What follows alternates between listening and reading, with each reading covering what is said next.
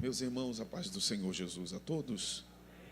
Deus seja louvado por esta noite, pela oportunidade que estamos tendo de mais uma vez prestarmos ao Senhor o nosso culto de louvor, de adoração, porque nós reconhecemos que o Senhor é digno de receber a honra, a glória e o louvor para todo sempre. A Deus seja a honra, a Deus seja a glória, a Deus seja o louvor por mais essa noite, por mais este culto e por mais esta oportunidade que recebemos para celebrarmos ao Senhor mais um ano de existência desta igreja. Mais uma vez, minha gratidão ao pastor Ricardo, a toda a sua família, aos pastores da igreja, pela oportunidade de estar convosco para lhes pregar a palavra do Senhor. Deus continue conservando os irmãos, bem como a igreja. Eu quero convidá-los a abrir as vossas Bíblias, por favor. Evangelho de Jesus Cristo, Livro dos Atos dos Apóstolos, capítulo de número 2. Nós vamos ler dois textos das Escrituras, e o primeiro texto encontra-se no livro dos Atos dos Apóstolos, capítulo de número 2. Livro dos Atos dos Apóstolos, capítulo de número 2.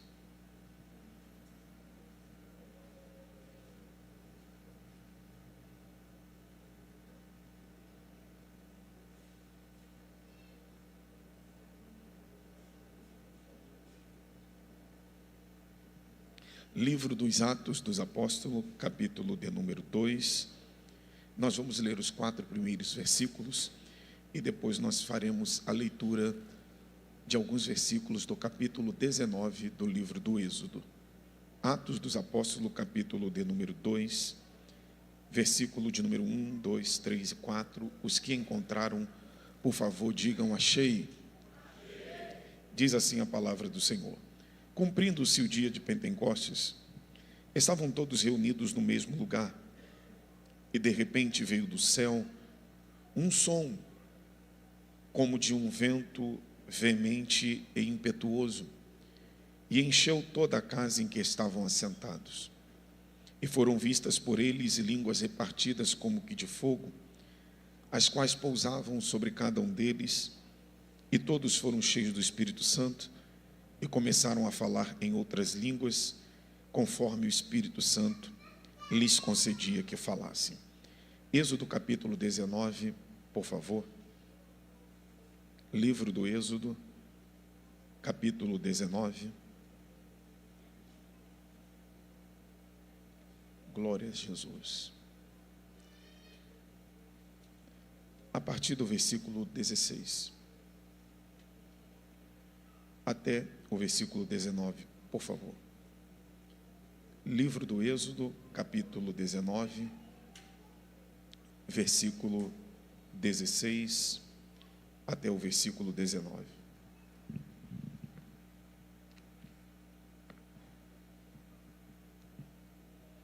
Os que encontraram, por favor, digam: achei. Diz assim a palavra do Senhor.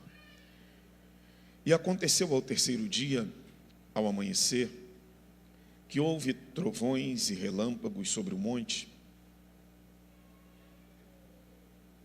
e uma espessa nuvem, e um sonido de buzina muito forte, de maneira que estremeceu todo o povo que estava no arraial. E Moisés levou o povo fora do arraial, ao encontro de Deus, e puseram-se ao pé do monte. E todo o monte Sinai fumegava, porque o Senhor descera sobre ele em fogo, e a sua fumaça subiu como fumaça de um forno. E todo o monte tremia grandemente. E o sonido da buzina ia crescendo em grande maneira. Moisés falava e Deus lhe respondia em voz alta. Quantos podem dizer amém pela palavra de Deus? Por favor, tome seu assento.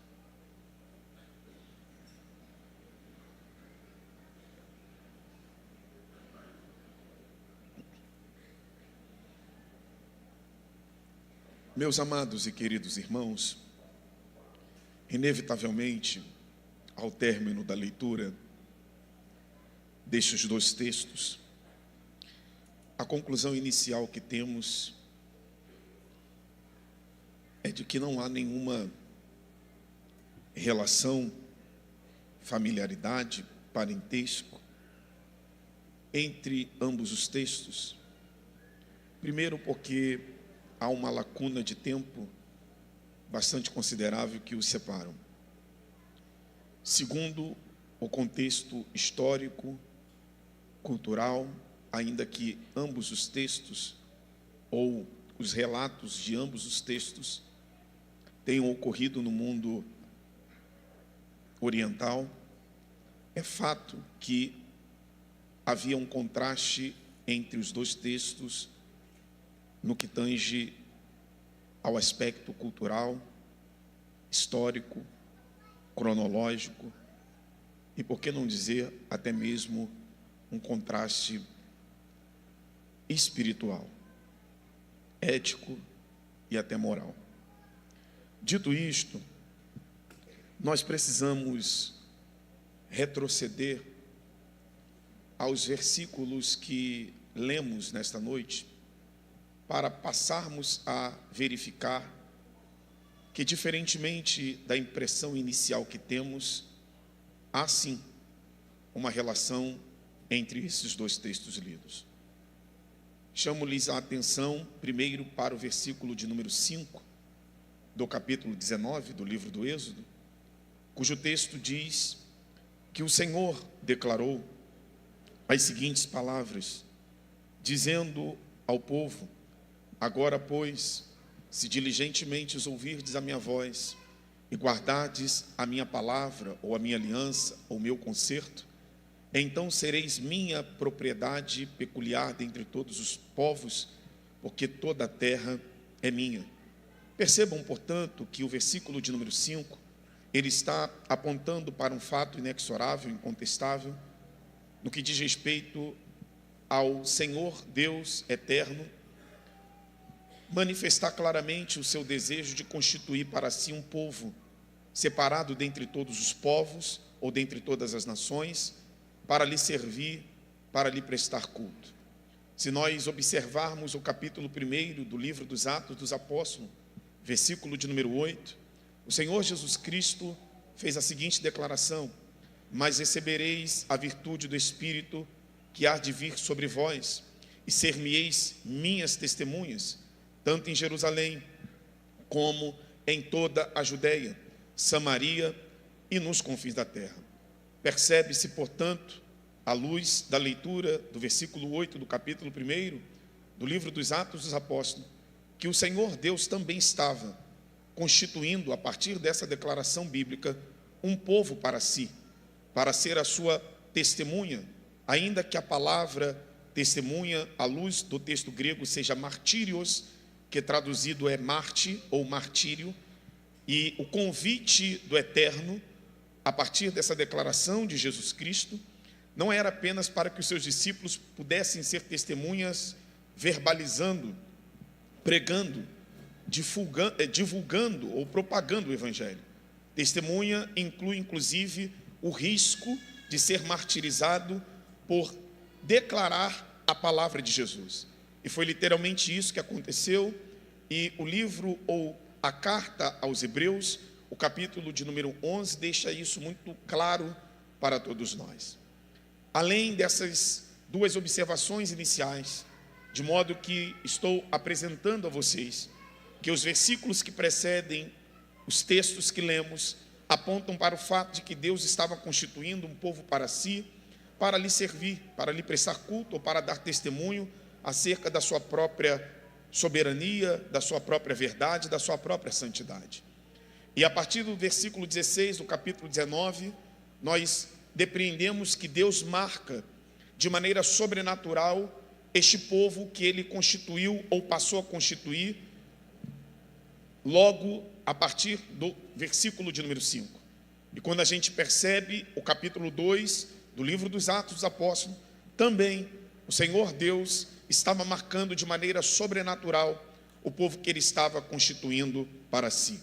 Quando nós olhamos para esses dois textos, quando nós olhamos para os versículos aqui ressaltados que precedem a leitura que fizemos nessa noite, e para a maneira sobrenatural pela qual o Senhor marca os dois grupos que estavam envolvidos nas duas referências bíblicas. A gente, na verdade, percebe pela iluminação do Espírito Santo que estamos diante de um texto que muito tem a nos ensinar. Muito tem a nos ensinar, porque, primeiro, nós estamos diante, digamos, de dois povos. Um povo no Antigo Testamento e um outro povo no Novo Testamento. Um povo no deserto do Sinai e um outro povo reunido num cenáculo. Um povo que estava caminhando em direção à conquista de uma promessa, a saber, a terra prometida, e um outro povo que estava na expectativa, na guarda e orando para também o cumprimento de uma promessa, o derramamento do Espírito Santo sobre eles e, por que não dizer, o revestimento de poder sobre eles. Diante dessas palavras, eu quero, de uma maneira muito didática e pedagógica, dizer-lhes que, para fins práticos e não literais, ainda que isso se aplique talvez apenas ao primeiro texto lido, de Atos dos Apóstolos, capítulo 2, mas nós estamos, pastor Ricardo, me permita, com o perdão das regras hermenêuticas, eu também sou professor dessa área, mas nós, na verdade, estamos diante de duas igrejas. O primeiro povo aponta e representa uma igreja. O segundo povo também aponta e representa uma outra igreja. Em razão do local em que o primeiro povo, entre aspas, a primeira igreja estava reunida, a saber, Sinai, nós iremos nomenclaturá-la de Igreja do Sinai. O segundo povo, haja vista está reunido naquela época em um cenáculo, nós iremos denominar de Igreja do Cenáculo. Então, nós temos diante de nós duas igrejas, a Igreja do Sinai versus a Igreja do Cenáculo. No 3, você cita comigo Igreja do Sinai e Igreja do Cenáculo. 1, 2, 3. Vamos aumentar o volume de voz para despertar quem está quase cochilando. 1, 2, 3. Pela terceira e última vez. 1, 2, 3. Preste muita atenção. Com um olhar superficial, atente-se para as expressões. Com um olhar superficial, com um olhar periférico, com um olhar aparente, a primeira leitura que a gente faz acerca dessas duas igrejas é que havia entre elas um parentesco, uma familiaridade, uma similaridade, uma paridade. Aparentemente, essas duas igrejas eram iguais. Você não percebam, e eu estou falando à luz da Bíblia, a Igreja do Sinai foi uma igreja que iniciou-se a partir da marca do sangue do Cordeiro.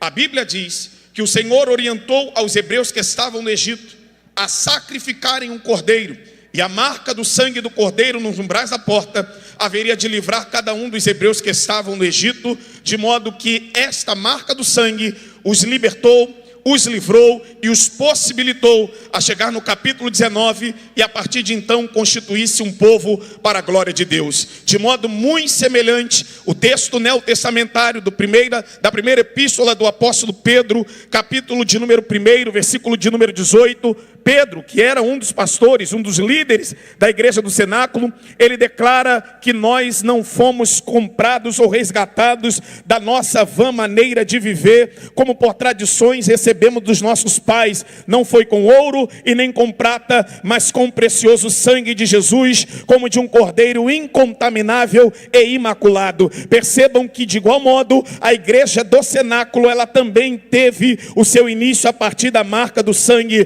do cordeiro. A igreja do Sinai, ela viu o seu libertador Moisés subir e uma nuvem o encobrir nas alturas. Vou aproveitar que a mídia está projetando os textos. Êxodo capítulo 24, versículo de número 15, versículo de número 18. A Bíblia diz que Moisés sobe e uma nuvem nas alturas o encobre. A Bíblia diz que a igreja do cenáculo, ela também viu o seu libertador subir, a saber, Jesus. Atos dos Apóstolos capítulo 1, versículo 9 e 10, a Bíblia diz que Jesus subiu e uma nuvem o encobriu na altura. A Bíblia diz, em terceiro lugar, que a igreja do Sinai, ela foi escolhida para manifestar o Filho de Deus ao mundo, por meio, entre aspas, da igreja do Sinai. O Messias veio à terra, por meio dos descendentes daqueles que pertenciam à igreja do Sinai. O Filho de Deus foi manifesto ao mundo na plenitude dos tempos. De igual modo, a igreja do cenáculo também foi escolhida para propagar, para difundir, para pregar, para levar o Filho de Deus ao mundo. Em quarto lugar,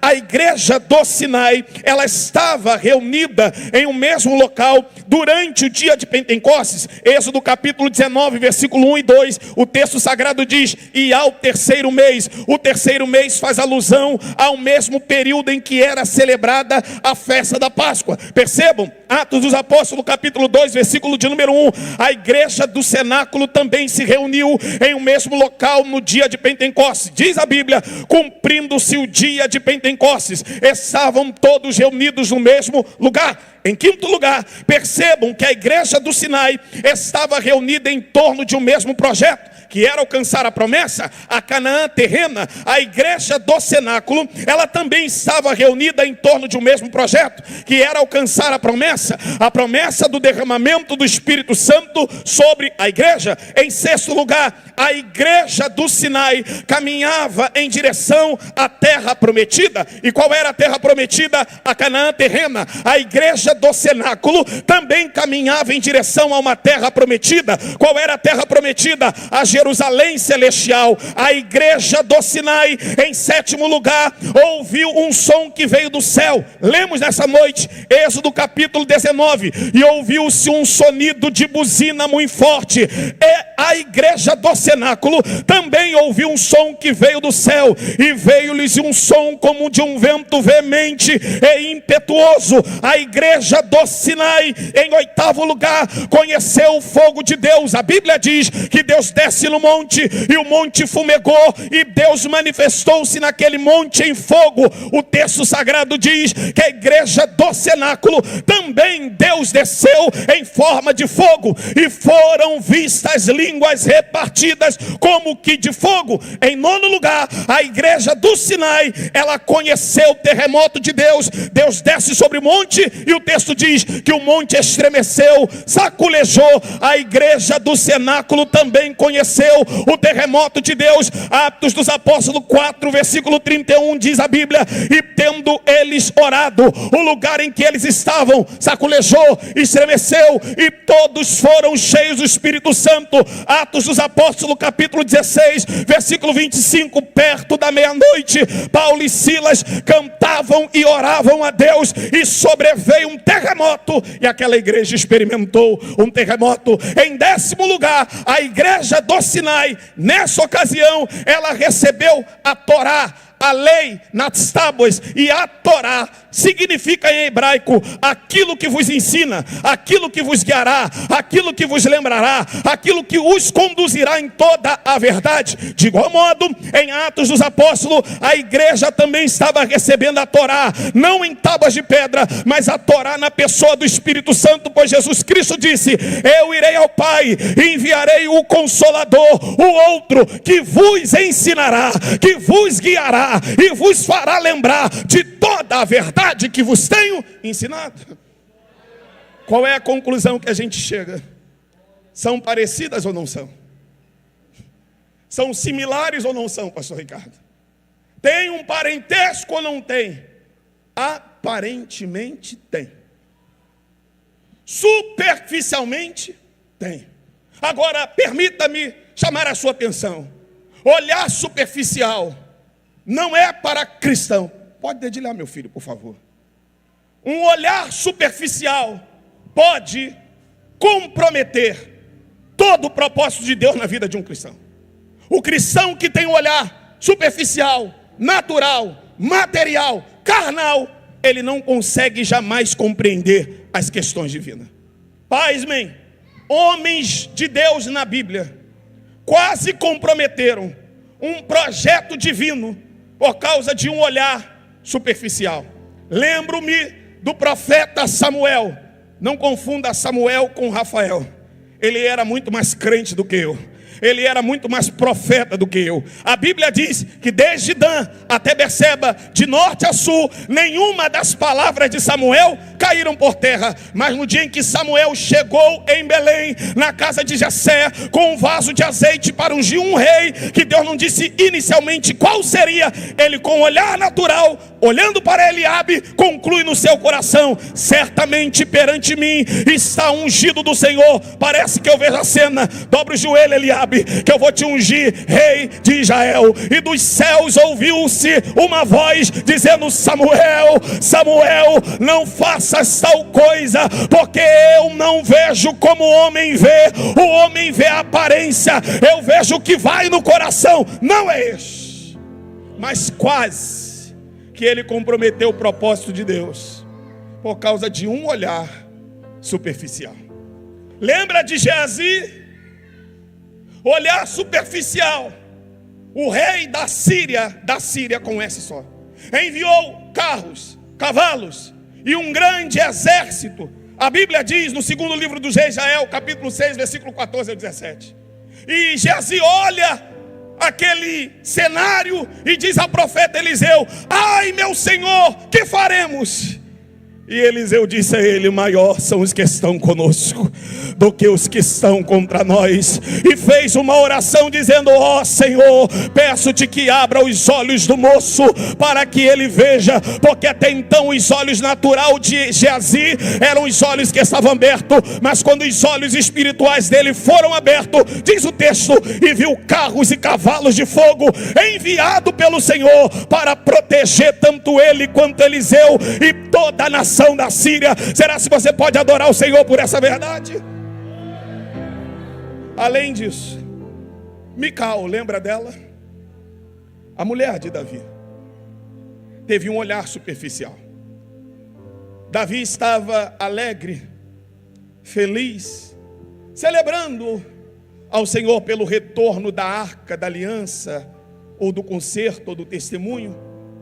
E Mical não quis participar da procissão que celebrava o retorno da arca. Ficou olhando da janela, com um olhar natural. E com um olhar natural Mical concluiu, está no texto: está Davi como um dos vadios dançando entre as mulheres. Só que tem um detalhe, também está no texto: e Mical ficou estéril. Olhar natural gera esterilidade. Olhar natural gera improdutividade. Quem não tem olhar espiritual não gera, não produz, não prospera, não floresce, não cresce. Eu dei 3 exemplos de homens que enxergavam naturalmente, mas não enxergavam espiritualmente. Permita-me dar um exemplo ao inverso. A saber, o profeta Aías, que na sua velhice, primeiro livro dos reis de Israel, capítulo 14, estava cego e não enxergava mais naturalmente.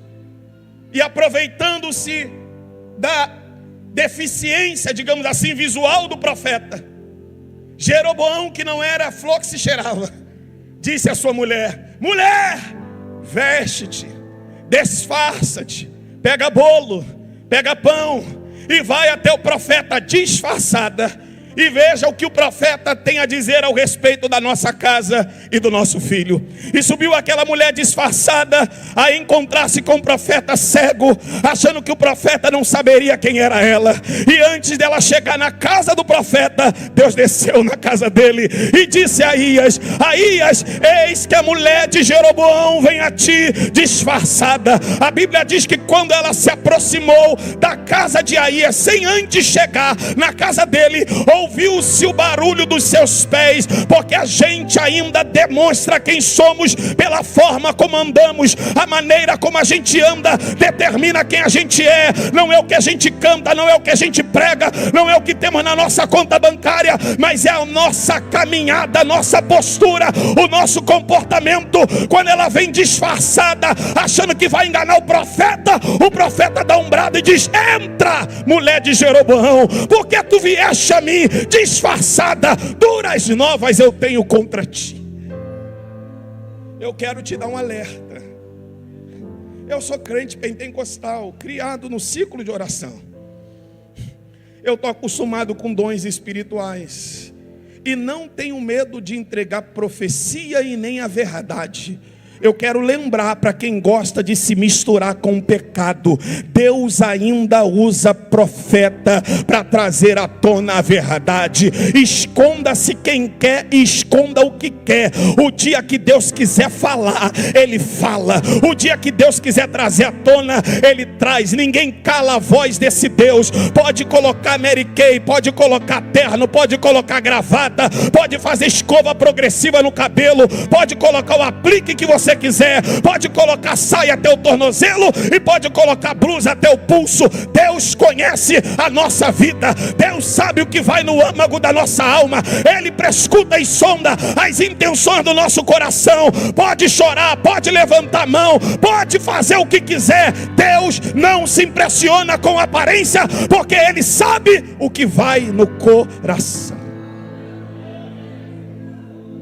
Portanto, olhar superficial não dá para o crente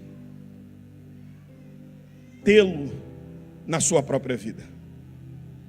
Porque o olhar superficial, o olhar periférico, o olhar aparente, traz uma leitura equivocada daquilo que está diante dos nossos olhos. Foi provocativo e intencional fazer-lhes pensar que as duas igrejas são iguais. Mas na verdade, essas duas igrejas não são iguais. Essas duas igrejas não têm nada a ver uma com a outra, na perspectiva espiritual, motivacional por detrás da aparência, da fachada, dos muros, das marquises. A bem da verdade, essas duas igrejas são antagônicas, são diferentes, são distintas. Por essa razão eu quero convidá-los a colocar os óculos da espiritualidade e passar a olhar para essas duas igrejas com um olhar espiritual. O apóstolo Paulo, escrevendo à igreja em Corinto, no capítulo 2 da sua primeira carta, versículo 14 e 15, ele diz: ora, o homem natural não compreende as coisas do Espírito de Deus, porque elas não se compreendem naturalmente, porque se assim for, lhe parecerão loucura, mas o que é espiritual, ele discerne tudo, e de ninguém é discernido. Com o olhar espiritual, qual é a conclusão que chegamos? Que essas duas igrejas não se parecem. Com o olhar espiritual, qual é a percepção que temos? A igreja do Sinai era uma igreja composta de, permita-me contemporaneizar, crentes murmuradores. Murmuravam por tudo diante do pastor da igreja e diziam a Moisés, o capítulo de número 16 do livro do Êxodo, versículo 2, capítulo 17 do livro do Êxodo, versículo 2 e 3, a Bíblia diz que eles declararam a Moisés: por que nos trouxeste para cá? Era melhor que tivéssemos morrido no Egito. Era uma igreja composta de murmuradores, diferentemente da igreja do cenáculo. Era uma igreja composta de verdadeiros adoradores, diante de uma prisão, diante de uma perseguição. Atos dos Apóstolos, capítulo 4, versículo 24, eles declaram: Senhor Deus que fez os céus, a terra e tudo que nele há, tu és digno de louvor, tu és digno de adoração. Era uma igreja que não murmurava, mesmo diante da perseguição. A igreja do Sinai, Êxodo 16, capítulo 16, versículo 3, por qualquer motivo, queria retroceder, queria voltar. A igreja do cenáculo, diante de quaisquer circunstância, Império Romano, diante de Herodes, diante de Nero, ou de Nero a Diocleciano, sobretudo na primeira etapa da história da igreja, essa igreja não retrocedeu. Ameaçada pela guilhotina, não retrocedeu. Ameaçada pelo Coliseu de Roma, não retrocedeu. Ameaçada de ser ateada no fogo para iluminar o Coliseu, não retrocedeu. Sendo colocada e vestida com peles de ovelha e lançada na arena para lutar com leões, como se ovelha fosse, não retrocedeu, não negou. Era uma igreja que não retrocedia, e por isso que Pedro e João declararam em Atos 4, 19 e 20: vale mais obedecer a Deus do que aos homens. Aquilo que temos visto e aquilo que temos ouvido é o que declararemos: Jesus Cristo é o Senhor. Não vamos retroceder. Porque essas igrejas eram diferentes. Terceiro, a igreja do Sinai olhava, pastor Ricardo, para os gigantes que deveria enfrentar. A igreja do cenáculo olhava para o autor e consumador da fé, para enfrentar os opositores. A igreja do Sinai pensava, julgava, acreditava que poderia herdar a promessa de qualquer maneira. Por isso que levantaram o altar, Êxodo capítulo 32, e folgaram no altar. Sabe o que é folgar? Tiveram relações sexuais no altar que declararam ter levantado para Deus, e ainda colocaram um bezerro de ouro no altar, e achavam: nós vamos herdar a promessa dessa maneira. A igreja do cenáculo entendeu: para herdar a promessa temos que dobrar o joelho, temos que colocar o rosto no pó, e oraram por alguns dias, e a promessa se cumpriu.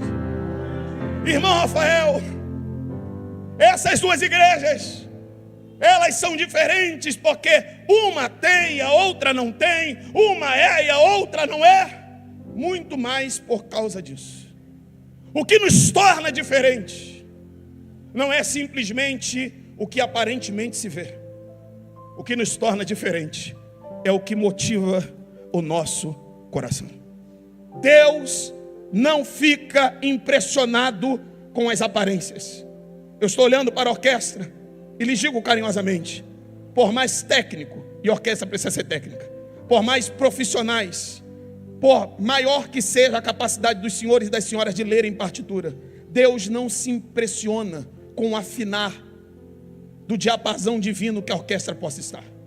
Deus não se impressiona com a organização teológica do meu sermão. Eu sou professor também de teologia. Deus não fica impressionado com a minha oratória, com a minha capacidade de arguir diante dos irmãos Antigo e Novo Testamento. Deus não fica impressionado com o teu vestido tubinho. Deus não fica impressionado com o teu salto 18, bico fino. Não, Deus não fica impressionado com as técnicas vocais que você domina na hora de cantar. Nada disso impressiona a Deus, porque primeiro Deus não olha para a aparência, primeiro Deus olha para a motivação do coração. O culto pode estar muito bem organizado, pode estar muito bem planejado, liturgicamente obedecido, mas se a motivação não for certa, Deus não derrama a glória dele. O que faz a presença de Deus ser atraída não é o quanto que a gente coloca no gasofilaço, mas é o quanto que o nosso coração é genuíno, verdadeiro, transparente diante do Senhor. Se a motivação é verdadeira,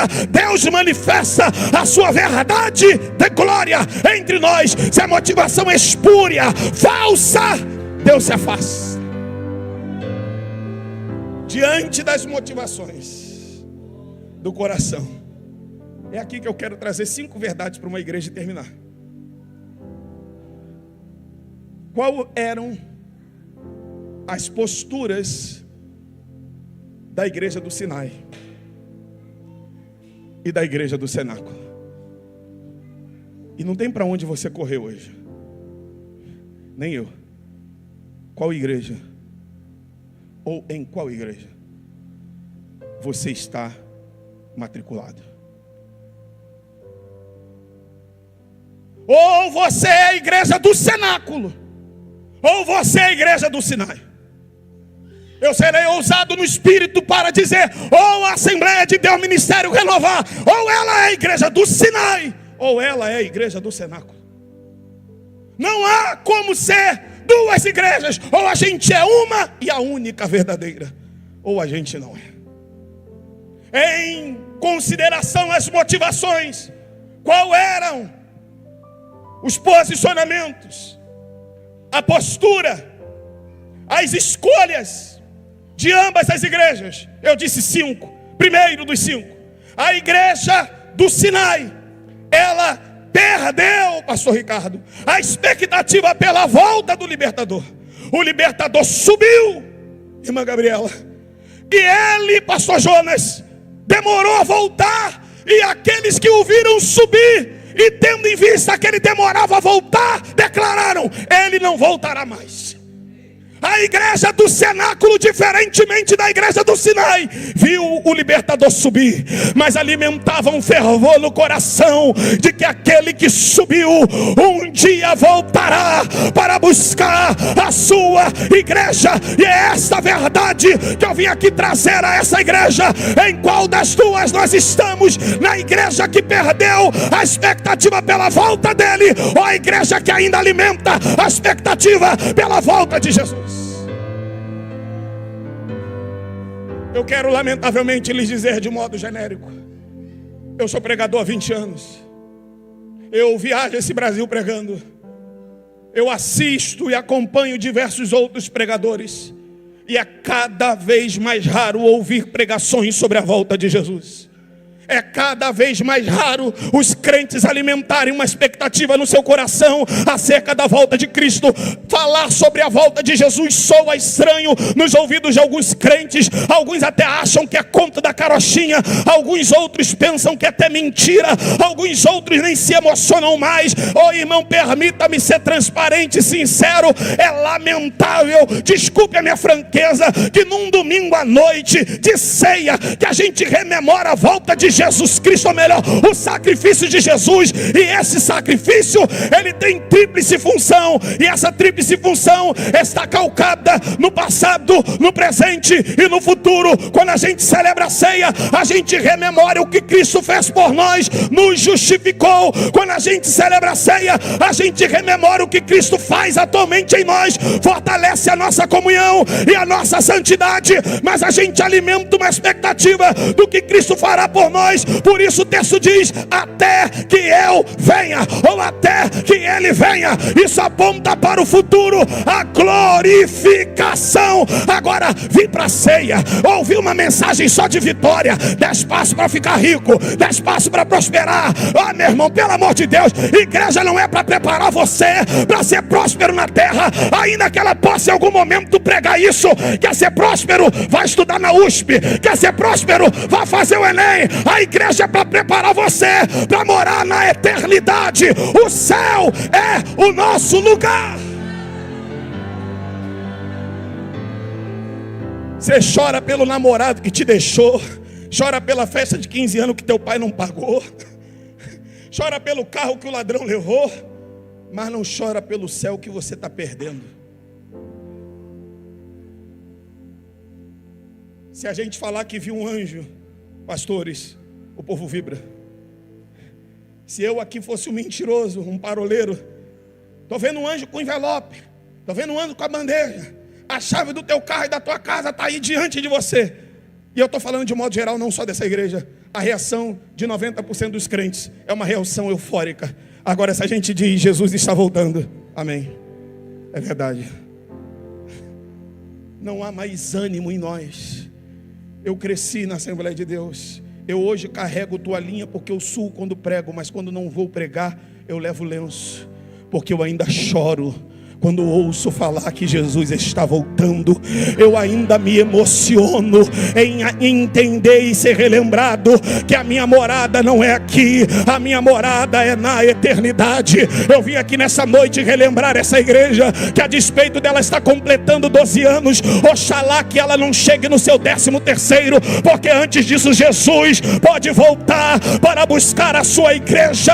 Eu quero declarar que a volta de Jesus não é utopia, a volta de Jesus não é conto de fada, a volta de Jesus é verdade bíblica. O próprio Jesus Cristo declarou: eis que vos vou preparar lugar, e se eu for, virei outra vez para vos buscar, para que aonde eu estiver, estejais vós também. Quando os discípulos viram Jesus subir, os anjos declararam: varões galileus, porque estáis tristes? O mesmo Jesus que vocês viram subir é o mesmo que vocês verão descer. Ele voltará. Maranata, ora vem, Senhor Jesus. Pode ser hoje. Agora, não adianta dizer: eu quero que Jesus volte. A nossa vida aponta muito mais para isso. Quem quer que ele volte, disse o apóstolo João, purifica-se a si mesmo, sabendo que ele é puro. Quem espera que ele volte, segue a paz com todos e a santificação, sem a qual ninguém verá a Deus. Se você espera Jesus voltar, muda o teu linguajar, fala como crente, muda a tua vestimenta, se veste como crente, reage como crente, pensa como crente, namora como crente, tenha um casamento como crente, porque quem é crente vive como crente, porque Jesus vem buscar uma igreja composta de crentes. Será se tem crente aqui nessa igreja que ainda acredita nessa verdade? Ele voltará. Paz-me. Eu destaco pelo menos 4 sinais da volta de Jesus. 4. E que estavam presentes em Êxodo capítulo 32, e eles achavam que Jesus, ou melhor, que o libertador não ia voltar. Um dos 4 sinais: surgimento de novas seitas e doutrinas. 1 Timóteo 4:1. O que estava acontecendo em Êxodo capítulo 32? Criaram uma nova doutrina, construíram um bezerro, criaram um culto ao bezerro. E foi exatamente neste momento que o libertador voltou. Olhe para os dias de hoje: surgimento de novas seitas, de novas doutrinas. Segundo sinal, uma sociedade como nos dias de Noé. Lucas 17, versículo 26. E o que é uma sociedade como nos dias de Noé? Uma sociedade marcada pela prostituição. O que estava acontecendo em Êxodo capítulo 32? A mesma coisa, prostituição. Terceiro sinal, apostasia, afastamento de pessoas de Deus a despeito delas falarem que servem a Deus. 2 Tessalonicenses capítulo de número 2, versículo de número 3, a Bíblia diz que o filho da perdição, anticristo, vai se manifestar, mas antes disso virá a apostasia. O que nós estamos vivendo, o que o próprio apóstolo Paulo escreveu não só a Tessalônica, mas a Timóteo: nos últimos dias o Espírito expressamente diz que muitos se apostatarão da fé. A Bíblia diz, 4º sinal, descrença da sua vinda. O apóstolo Pedro, escrevendo a sua 2ª epístola, no capítulo 3, versículo 3 e 4, o texto bíblico diz que a vinda do Messias para arrebatar a sua igreja seria precedida de descrença, e muitos homens enganadores dizendo: onde está a promessa da sua vinda? Aí no versículo de número 8 da mesma epístola, e no mesmo capítulo, o apóstolo Pedro diz: filhinhos, não tenhais a promessa de Deus por tardia, porque um dia para o Senhor é como 1000 anos, e 1000 anos é como um dia. Deus não retarda a sua promessa. Deus está dando tempo para que nós nos arrependamos e possamos de fato chegar ao conhecimento pleno da verdade. Eu quero caminhar para concluir essa palavra dizendo a essa igreja: a maior verdade, a maior promessa para a igreja não é a terra, mas é o céu. Nós estamos caminhando para lá. Eu quero te dar uma palavra: ajusta a tua vida, conserta a tua vereda, para que você não tenha corrido a carreira em vão e possa ouvir do seu Senhor: foste fiel no pouco, sobre o muito eu te colocarei, entra no gozo do seu Senhor. Quantos acreditam nessa verdade e podem glorificar a Jesus? Eu não vou aplicar, eu só vou citar. Segunda característica: a igreja do Sinai trocou as coisas invisíveis pelas coisas visíveis. Trocou o Deus que não se vê pelo bezerro que se vê. A igreja do cenáculo manteve-se apegada ao Deus invisível e nunca o substituiu por coisas visíveis. A igreja do século 21 é uma igreja mormente preocupada com as coisas visíveis, materiais, temporais, passageiras, corruptíveis. Mas a verdade é: busque primeiro o reino. E o reino não é comida nem bebida, mas é paz, alegria e justiça. O reino não é aquilo que se vê, o reino é aquilo que governa o nosso coração. Nós não somos motivados, ou não deveríamos ser motivados por campanhas. Deveríamos ser motivados por Jesus. Terceiro lugar, a igreja do Sinai fez dos seus pertences o seu próprio Deus. Tirou os seus pendentes e transformou num bezerro. A igreja do cenáculo pegou os seus pertences e entregou na obra de Deus, aos pés dos apóstolos. Se o teu carro é o teu Deus, você não serve a Deus. Se o teu dinheiro é o teu Deus, você serve ao teu dinheiro e não a Deus. Não transforme os seus pertences no seu Deus. Eu vou além. Não faça da tua esposa o teu Deus. Não faça dos teus filhos o teu Deus. Não faça do teu ministério o teu Deus. Tem gente que tem um ministério como mais importante do que o próprio Deus. O ministério passa e o que fica é o Senhor para todo o sempre. Eu quero em quarto lugar destacar o que eu vi pelos stories, o pastor falando hoje aqui pela manhã, o pastor Ricardo, que nós somos escravos da orelha furada. O povo hebreu, eles tinham a orelha furada e carregavam os pendentes do Egito na orelha. Você sabe que no Antigo Testamento, não precisa aplicar isso nos dias de hoje, orelha furada era sinal de escravidão. E quando o texto aponta para o fato de que a orelha deles estavam furada e eles carregavam pendentes do Egito na orelha, aponta para o fato que, a despeito deles pertencerem à igreja do Sinai, eles continuavam escravos das coisas do Egito. Diferentemente da igreja do cenáculo, ela não era escrava mais de nada do mundo, ela era escrava somente de Jesus. Lamentavelmente, muitos crentes de hoje são escravos do paintball, são escravos do boliche, são escravos do The Voice+, do The Voice Kids, do Big Brother, da Fazenda, gente que falta culto para participar de tantas outras coisas. Você não passa de um escravo, mas louvado seja o Senhor, que o sangue dele está disponível nessa noite para libertar quem escravizado está. E em último lugar, e eu te convido a ficar de pé, por favor. A igreja do Sinai levantou um altar de qualquer maneira. Levantou um altar no capítulo 32 do livro do Êxodo. Colocou um bezerro e folgou no altar. Diferentemente da igreja do cenáculo, levantou um altar no capítulo 2. E a gente percebe que aquele fogo do capítulo 2 não desceu apenas no capítulo 2. Ele se fez presente em todo o livro dos Atos dos Apóstolos. E o fogo da igreja do Sinai, só no capítulo 32. Quem tem altar de qualquer maneira, só tem fogo eventualmente.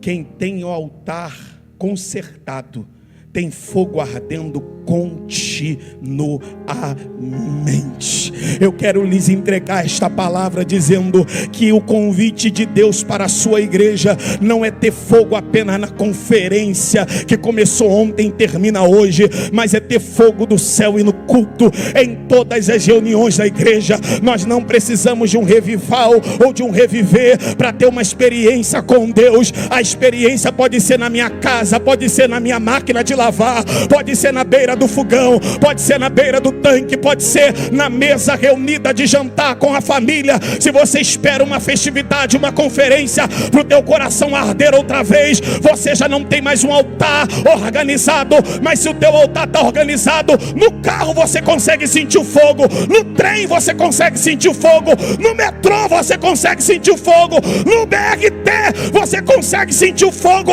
Alguém passa por você e você nem percebe, mas está com fone ligada, cantando Shirley, Rose, Worship, e está ligadinha com o céu, porque o fogo arde continuamente no altar. Não adianta ter fogo à noite e pagode segunda de manhã, não adianta fogo domingo à noite e baile funk na terça de manhã. É fogo domingo, é fogo segunda, é fogo na terça, é fogo na quarta, é fogo na quinta, é fogo na sexta, é fogo no sábado.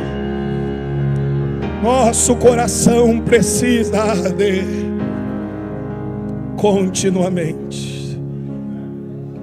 Aleluia, eu sinto Jesus aqui. Glória ao nome de Jesus. Nós queremos identificar você, quem está entre nós e nos visita nessa noite. Se você está afastado dos caminhos do Senhor, ou se você não é cristão, mas quer ter um encontro com esse libertador que subiu, a saber, Jesus, mas está presente entre nós pelo seu Espírito, que nos convence da justiça, do pecado e do juízo. Se você quer reconciliar-se com Cristo da cruz, com a cruz de Cristo, com a igreja de Jesus, para participar dessa experiência extraordinária que teremos em breve, quer sermos arrebatados e morarmos eternamente com o Senhor, você pode levantar uma de suas mãos, e ao levantar de uma das suas mãos, você vai estar indicando: eu quero entregar a minha vida a Cristo, eu quero voltar a Jesus, Eu quero reconhecê-lo como meu Senhor e como meu Salvador.